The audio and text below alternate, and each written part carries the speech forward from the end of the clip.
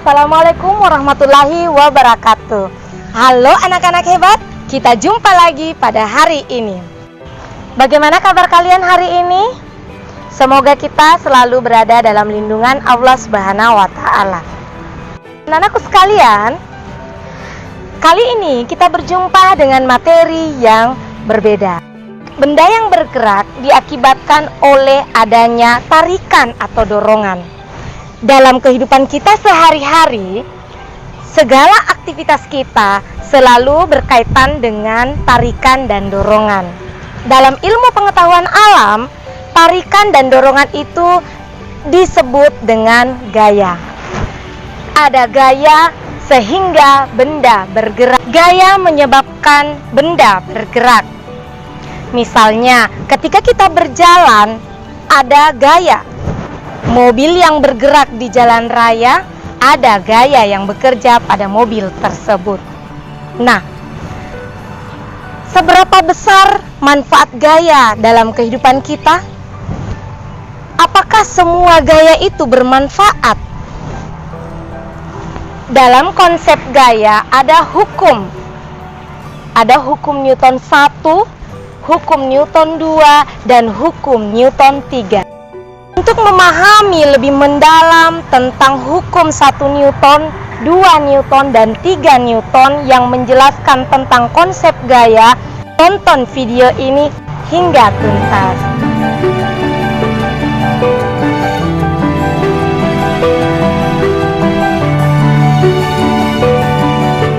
Yuk kita lanjut materi kita, yaitu gaya dan hukum Newton. Adapun kompetensi dasar dalam materi ini adalah menganalisis gerak lurus dan pengaruh gaya terhadap gerak berdasarkan hukum Newton dan penerapannya pada gerak benda dan gerak makhluk hidup. Tujuan pembelajaran yang ingin kita capai pada pembelajaran ini adalah 1. Kalian dapat menganalisis konsep gaya. Yang kedua adalah Anandaku dapat menganalisis hukum Newton dan penerapannya dalam kehidupan sehari-hari. Ya, apa itu gaya? Gaya adalah berupa tarikan atau dorongan sebagai hasil dari interaksi dari dua atau lebih benda. Gaya dapat merubah bentuk, dapat merubah arah, dapat merubah kecepatan benda. Misalnya, kita lihat contoh di atas sini. Sebuah mobil dapat bergerak jika diberi gaya.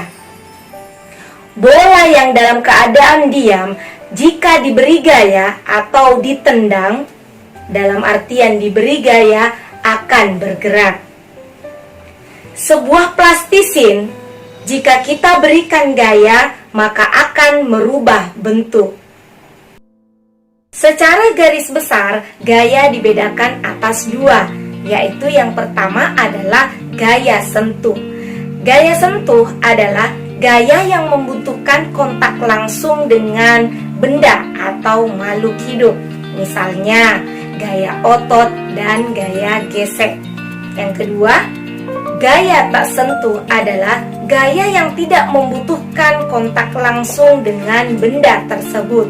Misalnya, gaya magnet dan gaya gravitasi. Gaya merupakan besaran vektor karena memiliki arah dan memiliki besar. Besar gaya dapat ditunjukkan dengan menggunakan neraca pegas atau dinamometer dan dinyatakan dalam satuan Newton. Sedangkan arah gaya dapat digambarkan sebagai garis berarah atau anak panah atau diagram vektor. Dalam gaya ada yang namanya resultan gaya, yakni perpaduan antara dua gaya atau lebih. Misalnya, mobil yang didorong tadi, jika satu orang yang mendorong, mobil tersebut kemungkinan tidak bergerak. Tetapi jika ada dua orang atau lebih yang mendorong mobil, kemungkinan mobil tersebut dapat bergerak. Hal inilah yang menunjukkan adanya perpaduan gaya dua atau lebih yang dinamakan sebagai resultan gaya. Lebih lanjut tentang gaya dan interaksi terhadap gerak benda akan dibahas dalam pembahasan hukum Newton tentang gerak berikut ini. Hukum 1 Newton yang berbunyi, benda yang diam akan tetap diam, dan benda yang bergerak lurus beraturan akan tetap bergerak dengan kecepatan tetap selama tidak ada gaya yang bekerja pada benda tersebut. Hukum 1 Newton dinyatakan dengan rumus sigma F sama dengan 0. Sigma artinya jumlah. F itu adalah gaya berasal dari kata force. Sigma F sama dengan 0. Artinya apa? Jumlah gaya sama dengan 0. Jika jumlah gaya sama dengan 0, maka benda yang diam akan tetap diam, dan benda yang bergerak lurus akan tetap bergerak lurus. Karena kenapa? Karena tadi gaya sama dengan 0. Itulah hukum pertama Newton. Hukum pertama Newton ini disebut juga inersia atau kelembangan. Contoh, misalnya kita berada di dalam mobil. Tiba-tiba pengemudi mobil melakukan rem mendadak. Secara spontan badan kita akan tersentak ke depan. Artinya apa? Badan kita ingin mempertahankan kedudukannya. Inilah yang disebut sebagai inersia atau kelembaman. Kelembaman dapat diartikan sebagai kemalasan suatu benda untuk bergerak. Lanjut, hukum 2 Newton yang berbunyi, percepatan suatu benda sebanding dengan gaya yang bekerja pada benda tersebut, tetapi berbanding terbalik dengan massa benda tersebut. Misalnya, akan lebih mudah memindahkan meja yang kecil dibanding memindahkan sebuah lemari dengan menggunakan gaya dorong yang sama. Semakin kecil massa benda, percepatan benda semakin besar. Hukum 2 Newton ini dirumuskan dengan F sama dengan M kali A.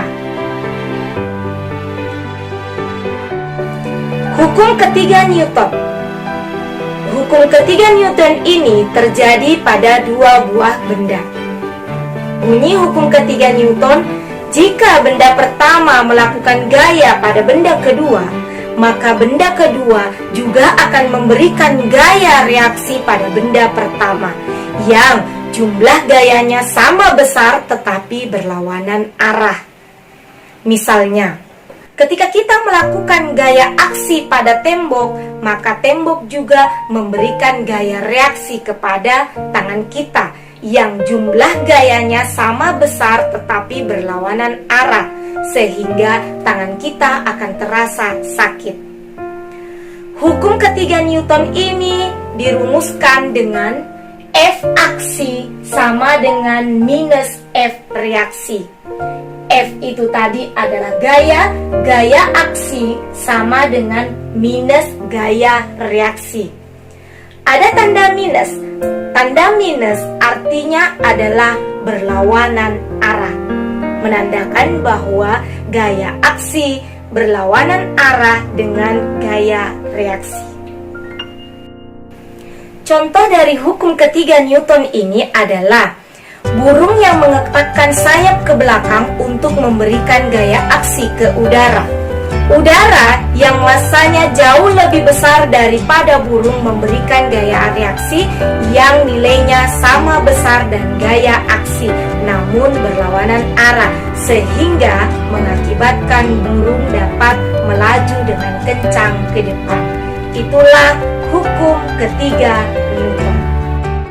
Sebagai kesimpulan, pembelajaran kita kali ini adalah hukum Newton 1 menyatakan bahwa benda yang diam akan tetap diam dan benda yang bergerak akan tetap bergerak selama gaya yang bekerja pada benda tersebut adalah 0.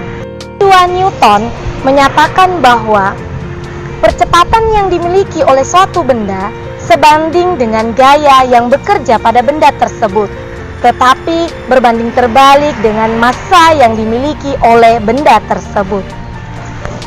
Hukum Newton 3 menyatakan bahwa dalam hal ini terjadi dua buah benda yang dikenai gaya. Jika benda pertama memberikan gaya pada benda kedua, maka benda kedua juga akan memberikan gaya pada benda pertama, yang jumlah gayanya sama besar tetapi berlawanan arah. Inilah yang dinamakan gaya aksi dan gaya reaksi. Demikianlah pembelajaran kita kali ini. Semoga apa yang Ibu sampaikan dapat Ananda semua pahami dengan baik dan dapat menerapkan dalam kehidupan sehari-hari. Ingat, tetap rajin beribadah, jaga kesehatan, dan semangat dalam belajar. Wassalamualaikum warahmatullahi wabarakatuh.